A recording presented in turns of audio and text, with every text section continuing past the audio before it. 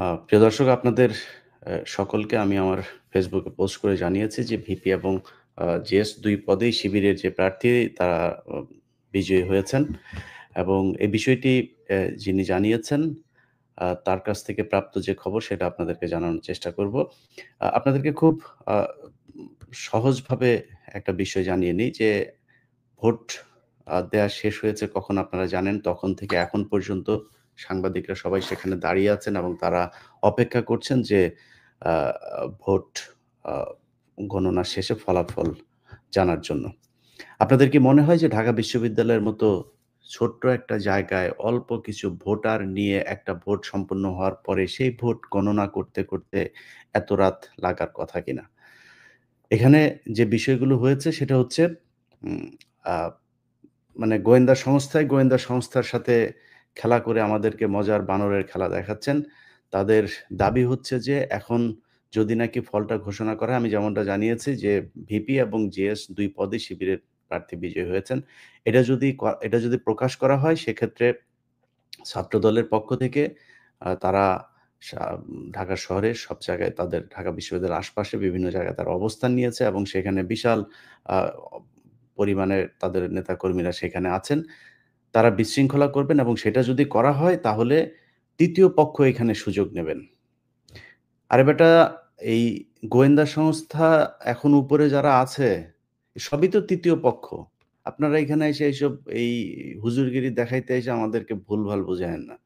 So ফলাফল যা হয়েছে সেটা জানাইতে হবে। এই দেশের মানুষ শেখ হাসিনা এর আগে ওই নুরু ভিপি হয়েছিল। ওই সময় তারা চেয়েছিল সবগুলো ভোটই তারা নিয়ে নিবে। শেষ পর্যন্ত পারে নাই। ভিপি নুরুকে তারপর দেখেছে যে একটা দেই তাইলে আর পিছনেরগুলো নিয়ে কোনো হবে না। ওরে ভিপি বানায় রাখো, তার কাজ যা করার তোমরাই করবা। সেটাই হয়েছিল। শেখ হাসিনা এখন বাংলাদেশে নাই। শেখ হাসিনা সেই রাতের ভোট, তারপরে হচ্ছে গিয়া ডামি ভোট, ভোটারবিহীন ভোট, এইসব ভোট আর এই দেশে হবে না। যেটা ফলাফল হবে সেটা করতে হবে। কেউ যদি বিশৃঙ্খলা করে, মনে করেন ছাত্রদল যদি নাকি মনে করে যে তারা বিশৃঙ্খলা করে তারপরে জিতে যাবে, বিশৃঙ্খলা করে তারপরে তাদের ভালো কিছু হবে, তাইলে হোক কোনো সমস্যা নাই। আপনি যদি নাকি ৩য় পক্ষকে সুযোগ দিতে চান, তাইলে আপনি সুযোগ দেন। আপনার যদি ভালো হয় তাইলে হোক। আমরা এত ৩য় পক্ষেরে নিয়ে এত ভয় পাইয়া লাভ কি? আপনারা আসতে দেন, গোয়েন্দা সংস্থারে নিয়ে আবার সেনা শাসন আসতে দেন। তারপরে আওয়ামী লীগরে আবার ফের পুনর্বাসিত করতে দেন। কোন সমস্যা নাই। ভাই হিসাব খুব পরিষ্কার। এই দেশের মানুষ, সারা বাংলাদেশের মানুষ আজকে আপনাদের নির্বাচন দেখেছে। এক মহিলা এসে বলল, তিনি ফোন করেছেন, হয় ফোন করে তারপরে দেখেছেন এই হচ্ছে, এই হয়ে যাচ্ছে। একজন তার বান্ধবী একজন ফোন করে বলেছেন যে ভিতরে ক্রস চিহ্ন দেয়া সেখানে। সারা সারা দেশের সব মিডিয়া আজকে আপনার এখানে ছিল। একেকটা টেলিভিশন পত্রিকার ৮ টা ১০ টা করে টিম সেখানে কাজ করেছে। কারোর চোখে কোনো কারচুপি পড়ল না? এর আগে আমরা দেখি নাই কারচুপি নির্বাচন? এর আগে ওই উম ভিপি নুরও যে এবার হইল, ভিপি হইল, সেবার আমরা দেখি নাই কিভাবে সব বের করে দিয়ে ছাত্রদলের লোকজন সেখানে করছে। একজন প্রক্টরকে ধরা হইল। এগুলো তো সব মিডিয়াতে চলে এসছে। এবার তো আরো বেশি স্বচ্ছ ছিল।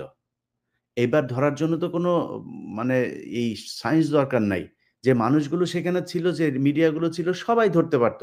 একটা প্রমাণ নাই। আপনারা কারচুপি নির্বাচন বলে তারপরে একটা আরে ভাই আপনারা যে হারবেন এটা তো আমরা আরো প্রায় ১ মাস আগেই জানি যে আপনারা হারবেন। এটা নিয়ে এত নাটক-টাটক করে তো লাভ নাই। যদি জোর করে এখন কোন ধরনের করাইতে চান কিংবা মনে করেন রেজাল্ট দেয়ার পরে আপনারা সারা বাংলাদেশে একটা বিশৃঙ্খলা ঢাকা বিশ্ববিদ্যালয়ের আশপাশে একটা বিশৃঙ্খল পরিস্থিতি তৈরি করতে চান, বাংলাদেশের মানুষ আপনাদের এগুলো ভালোভাবে নেবে না। এর আগে